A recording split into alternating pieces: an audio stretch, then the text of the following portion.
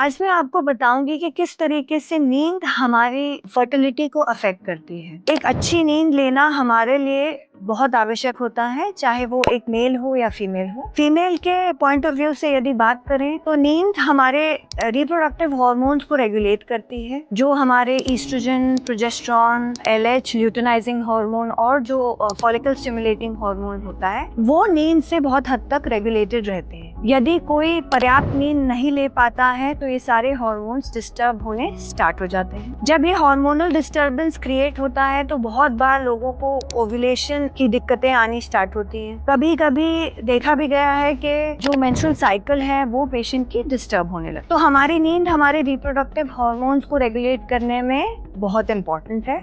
तो अच्छी 7-8 घंटे की नींद अवश्य लें यदि हम प्रेगनेंसी प्लान कर रहे हैं तो, अन्यथा भी हमें अच्छी नींद लेना जरूरी है। दूसरा एक चीज जो मैं आपको मेंशन करना चाहूंगी है कि मेलेटोनिन नाम का एक हार्मोन होता है हमारे बॉडी में जो स्लीप हार्मोन कहलाता है। ये हार्मोन भी यदि हम प्रॉपर स्लीप नहीं लेते हैं तो डिस्टर्ब हो जाता है, और ये हार्मोन भी कहीं ना कहीं हमारे एग्स की हेल्थ पे इफेक्ट डालता है, हमारी एग क्वालिटी को डाउन करता है, ऑक्सीडेटिव स्ट्रेस क्रिएट करता है हमारे बॉडी में, जिससे हमारे जो हेल्दी फॉलिकल्स हैं, हेल्दी एग्स हैं, वो डिस्ट्रॉय होते हैं। तीसरा एक पॉइंट मैं आपको बताना चाहूंगी कि जैसे जब भी कोई व्यक्ति पर्याप्त स्लीप नहीं ले पाता है, नींद नहीं ले पाता है, तो उसके बॉडी में एक स्ट्रेस डेवलप होता है, एंजाइटी डेवलप होती है, और ये सारी चीजें अल्टीमेटली हमारे बॉडी में कोर्टिसोल को रिलीज करती है। और आप सब जानते हैं कि कोर्टिसोल एक स्ट्रेस हार्मोन है जिसकी मात्रा एक लिमिटेड अमाउंट तक हमारे लिए फायदेमंद है,